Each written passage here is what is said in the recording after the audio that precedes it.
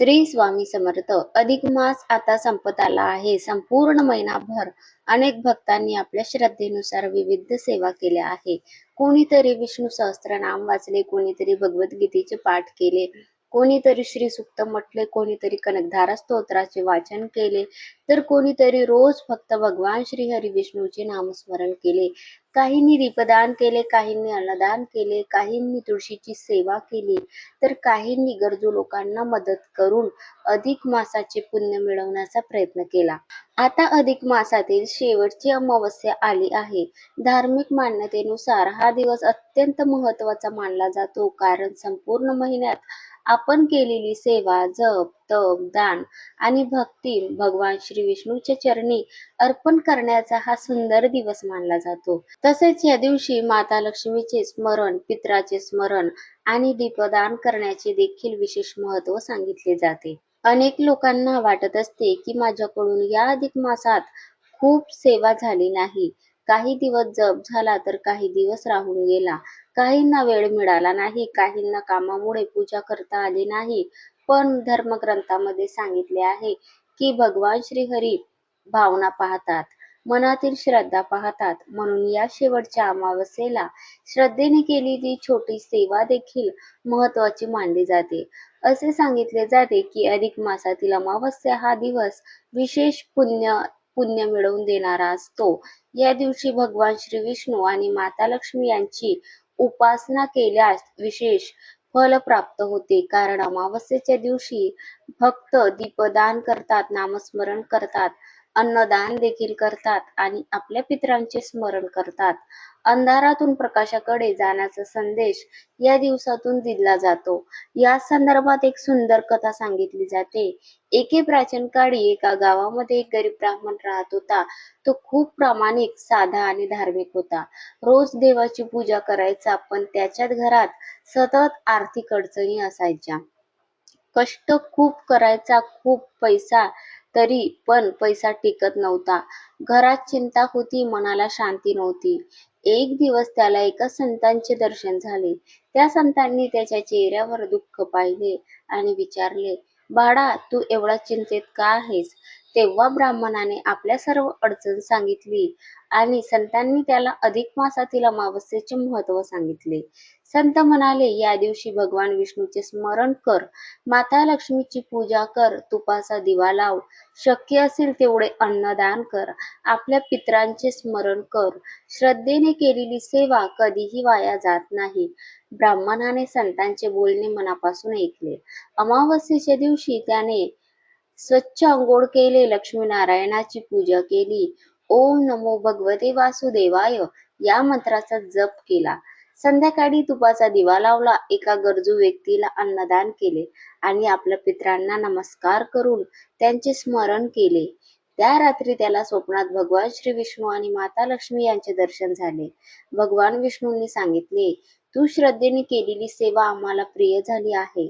माता लक्ष्मी म्हणाल्या, जिथे श्रद्धा असते, दान असते, नामस्मरण असते आणि चांगली कर्म असतात, तिथे माझा वास असतो.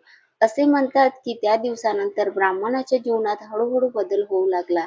त्याच्या घरातील दारिद्र्य कमी झाली, मनाला शांती मिळाली, घरात आनंद वाढला आणि त्याला आवश्यक तेवढी संपन्नता प्राप्त झाली.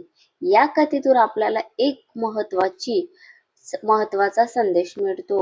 देवाला मोठा खर्च नको, थाटामाट नको, मोठी पूजा किंवा मोठा दिखावाही नको असतो. देवाला भक्ताच्या मनातील श्रद्धा प्रिय असते. मनापासून केलेली छोटी सेवा देखील भगवान स्वीकारतात अशी श्रद्धा आहे.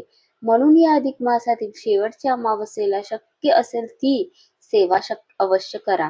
सकाळी अंघोळ करून घर स्वच्छ करा, देवघर स्वच्छ करा, भगवान विष्णू आणि माता लक्ष्मी यांना नमस्कार करा, तुळशीपत्र अर्पण करा, ओम नमो भगवते वासुदेवाय या मंत्राचा जप करा. शक्य असल्यास विष्णू सहस्त्रनाम वाचा, श्री सुक्त म्हणा, भगवद्गीतेचा एखादा अध्याय वाचा. जमले नाही तर फक्त भगवान विष्णूचे नाव घ्या.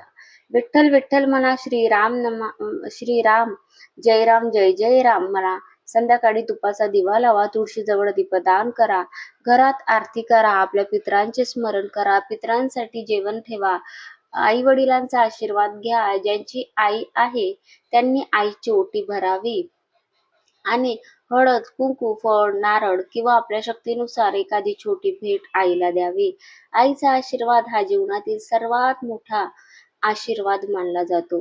या दिवशी गाईला सुद्धा पोळी द्या, पक्ष्यांना धान्य टाका, एखाद्या गरजू व्यक्तीला अन्नदान करा, आपल्या शक्तीनुसार दान करा. कारण दान हा लहान की मोठा हे महत्वाचे नसते, ते श्रद्धेने केले आहे हे महत्वाचे असते.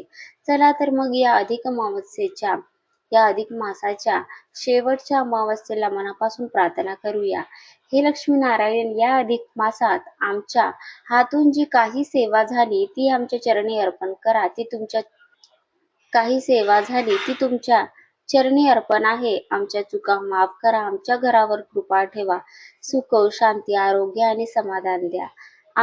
आमच्या पितरांना सद्गती द्या, आमच्या आई वडिलांना उत्तम आरोग्य द्या आणि आमच्या जीवनात सदैव तुमचे नामस्मरण राहू द्या. अधिक मास संपेल पण देवावरील श्रद्धा कधीही संपणार कामा नये. एक दिवा, एक नाम, एक चांगले कर्म आणि एक प्रामाणिक प्रार्थना, हेच अधिक मासाचे खरे महत्व आहे. श्रद्धेने केलेली छोटी सेवा देखील भगवान लक्ष्मी नारायणापर्यंत पोचते, अशी धार्मिक श्रद्धा आहे. म्हणून या पवित्र अमावस्येला प्रेमाने, भक्ती आणि श्रद्धेने सेवा करा आणि लक्ष्मीनारायणाची कृपा आपल्या जीवनात राहो, अशी मनापासून प्रार्थना करा. आपल्याला या दिवशी काय उपाय करायचे आहे या संदर्भातील व्हिडिओ सुद्धा नक्कीच घेऊन येतील. तर अधिक मासातील ही पवित्र अमावस्या तिथी 14 जून 2026 रोजी दुपारी 12:20 सुरू होत आहे आणि 15 जून 2026 रोजी सकाळी 8:14 पर्यंत राहणार आहे. त्यामुळे धार्मिक मान्यतेनुसार 15 जून 2026 सोमवार हा दिवस अधिक मास अमावस्या म्हणून पाळला जाणार आहे. या काळात तुम्ही दीपदान, अन्नदान, पितरांचे स्मरण, विष्णू नामस्मरण, लक्ष्मीनारायण पूजा, तुळशी पूजा आणि आपल्या शक्तीनुसार दान धर्म करू शकता. विशेष करून संध्याकाळी तुपाचा दिवा लावून भगवान श्री विष्णू आणि माता लक्ष्मी यांना नमस्कार करावा. धार्मिक श्रद्धेनुसार अधिक मासातील ही शेवटची अमावस्या अत्यंत पुण्यदायी मानली जाते. त्यामुळे या दिवशी मनापासून प्रार्थना करा, आपल्या पितरांचे स्मरण करा आणि या अधिक मासात झालेली सर्व सेवा भगवान लक्ष्मी नारायणाच्या चरणी अर्पण करा. कारण ही आता अधिक मास आपल्याला या सर्व सेवा 3 वर्षानंतरच करायला मिळतील. म्हणून हा शेवटच्या दिवशी राहिलेल्या सेवा करून घ्या किंवा कधी या महिनाभरामध्ये काही शक्य झाले नसतील तर या दिवशी तरी करण्याचा प्रयत्न करावा. ही माहिती आवडल्यास व्हिडिओला एक लाईक करायला विसरू नका आणि श्री स्वामी समर्थ लिहायला सुद्धा विसरू नका. श्री स्वामी समर्थ. जय जय स्वामी समर्थ. भगवान विष्णू आणि माता लक्ष्मी तुमच्यावर सदैव कृपा करो.